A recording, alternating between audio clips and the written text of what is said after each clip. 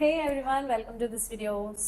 मैं हूँ आपकी लॉ वाली दीदी। और हाँ, आप लोग सोच रहे होंगे लॉ वाली दीदी नाम है लेकिन कपड़े जो पहने हैं वो कैजुअल पहने हैं। तो भाई आज संडे है, संडे को कौन सा मैं कॉलेज जाऊंगी या कौन सा मैं कोर्ट जाऊंगी? ऑब्वियस बात है। या देखो, एक सवाल है जो कि हर जगह रिपीट होता है कि लॉ के लिए कौन सी स्ट्रीम लेनी है। आर्ट्स लेना है, कॉमर्स लेना है, साइंस लेना है या फिर मैथ लेना है। और जहाँ तक है सभी लोग कंफ्यूज होते हैं कि लॉ के लिए क्या मैथ ज़रूरी है, क्या कॉमर्स ज़रूरी है।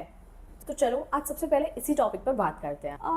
आप लोग सोच सकते हैं एज अ पब्लिक डिमांड, तो आज की इस वीडियो में हम बात करने वाले हैं कि लॉ के लिए बेस्ट स्ट्रीम कौन सी है, या फिर लॉ करना है लेकिन स्ट्रीम समझ नहीं आ रही है तो उसके लिए क्या करें, है ना। आई नो आप लोग भी इन्हीं सब चीज़ों से जूझ रहे होंगे। तो देखो, सबसे पहले स्ट्रीम का कन्फ्यूजन दूर करते हैं। अगर आप आर्ट्स लेते हैं और आप ये सोचते हैं कि आर्ट्स लेने से आर्ट्स वाले स्टूडेंट्स को थोड़ा ज़्यादा एडवांटेज मिल जाएगा, कुछ भी नहीं होता है। इन रियलिटी ऐसा कुछ भी नहीं है। लॉ के लिए कोई भी पर्टिकुलर स्ट्रीम मैंडेटरी नहीं है। ऐसा कहीं भी नहीं लिखा है कि आप अगर साइंस लेंगे या मैथ लेंगे या कॉमर्स लेंगे या आर्ट्स लेंगे सिर्फ तभी अप्लाई कर सकते हैं। ऐसा कुछ भी नहीं है। आप किसी भी स्ट्रीम से हो, आप लॉ के लिए अप्लाई कर सकते हैं, ठीक है। तो चलो आप सेकंड क्वेश्चन पे बात करते हैं, जो कि पूछे जाते हैं मुझसे, लॉ के लिए कोर्स कौन से हैं आफ्टर 12th। यानी कि मैंने 12th तो पास कर ली है, अब मेरे को समझ नहीं आ रहा है कि मैं लॉ में एंट्री कैसे ले लूँ। डायरेक्ट किसी भी कॉलेज में मुंह उठाकर चली जाऊँ जैसे कि मैं गई थी तो ऐसा आप प्लीज़ मत करिएगा, क्योंकि बहुत ही ज़्यादा पछताओगे। वो एक गाना है ना, मुझे छोड़कर बड़ा पछताओगे, तो वही आपके साथ हो जाएगा अगर आप लोग कुछ जो एग्ज़ाम्स हैं उन जो एक रूट है उसको अगर छोड़ के अपनी स्टाइल में चले जाओगे तो, ठीक है। तो देखो, अगर 12th के बाद आपको लॉ करना है तो आपके पास दो ऑप्शन है।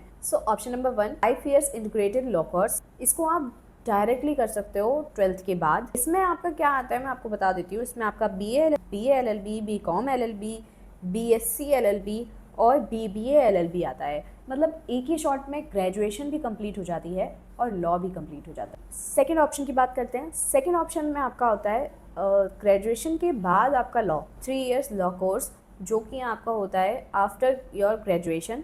जैसे कि आपने BA, BCom, BSc या BBA इस तरह का किया हो, उसके बाद आपको 3 साल देने पड़ते हैं लॉ के लिए, LLB के लिए।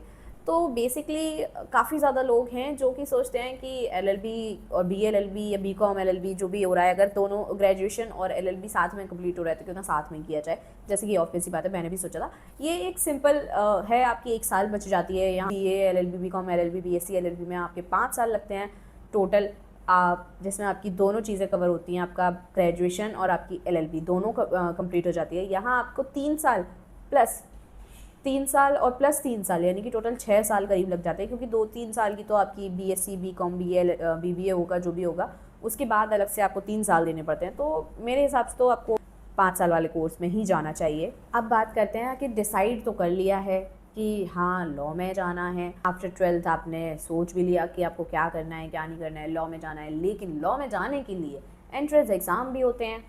अब बात करते हैं एंट्रेंस एग्ज़ाम की। तो एंट्रेंस एग्ज़ाम क्या होता है, बेसिकली अगर आपको एक टॉप कॉलेज चाहिए तो उसके लिए आपको एंट्रेंस एग्ज़ाम देना होता है, जैसे कि सभी ने सुना होगा क्लैट। अब जो क्लैट की फुल फॉर्म है ना, वो मुझे आप लोग बताओगे इस कमेंट सेक्शन में, ठीक है। ये मत कहना कि मुझे नहीं आता है इसीलिए मैं आपसे पूछूँ। हाँ मुझे आता है, लेकिन मैं भी तो देखूँ मेरी ऑडियंस को कितना आता है। जोक्स अपार्ट, अब हम बात करते हैं एंट्रेंस एग्ज़ाम की। तो एंट्रेंस एग्ज़ाम के लिए किसी टॉप कॉलेज में अगर आपको जाना है तो उसके लिए आपको एंट्रेंस एग्ज़ाम देना पड़ता है। उस एंट्रेंस एग्ज़ाम में जैसे कि आपका क्लैट, ALET, आपको LSAT देना पड़ता है, और भी ये कुछ सारे एग्ज़ाम्स हैं जो आपको क्लियर करने होते हैं अगर आप चाहें तो। लेकिन इसके बाद नेक्स्ट क्वेश्चन क्या आता है, आपको पता है? नहीं ना, मैं हूँ ना बताने के लिए। अब क्वेश्चन ये आता है कि एग्ज़ाम्स में आखिर आता क्या है। मतलब बहुत सारा है पढ़ने को, क्या पढ़ें, बेसिक क्या है, कहाँ से शुरुआत करें, ये ही नहीं समझ में आता है। तो चलो मैं बता ही देती हूँ आप लोगों को। एग्ज़ाम क्रैक करने के लिए आपको सबसे ज़्यादा मोस्ट जो फोकस करना होता है, मैं सिर्फ एक हिंट दे रही हूँ। आप ये मत सोचना कि जो मैं बता रही हूँ सेम एज इट इज़ आप कर लोगे और आपका बस क्लियर हो जाएगा एक ही बार में। नहीं, ऐसा कुछ नहीं है। ये डिल्यूजन में मत जाओ प्लीज़, क्योंकि मैं भी बहुत सारे डिल्यूजन अपने बर्स्ट करके आ चुकी हूँ 5 साल में तो मैं चाहती हूँ कि आप लोग उस डिल्यूजन में ना रहें। सबसे पहले आपको फोकस करना होता है, इंग्लिश पे फोकस करना होता है, GK एंड करंट अफेयर्स पे फोकस करना होता है, और लॉजिकल रीजनिंग भी करनी होती है, थोड़ा सा लीगली एटीट्यूड्स होते हैं, मैथ होती है, थोड़ी बहुत मैथ होती है, ज़्यादा भी नहीं कि आपने सोचा कि भाई आपको साइन थीटा वगैरह आना चाहिए। आई डोंट थिंक सो ऐसा है ना।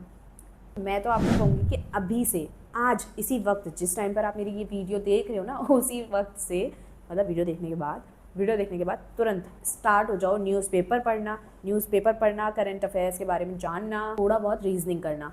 अभी से प्रैक्टिस करोगे ना तो होपफुली आप लोगों का हो जाएगा। अगर आप लोगों को वीडियो पसंद आया हो तो लाइक, कमेंट, शेयर करना मत भूलना, और हाँ, लॉ वाली दीदी के चैनल को सब्सक्राइब करना भी मत भूलना। मैं आपको लॉ की जर्नी के हर स्टेप पे गाइड करूँगी। तो चलो मिलते हैं अगले वीडियो में, तब तक के लिए बाय बाय।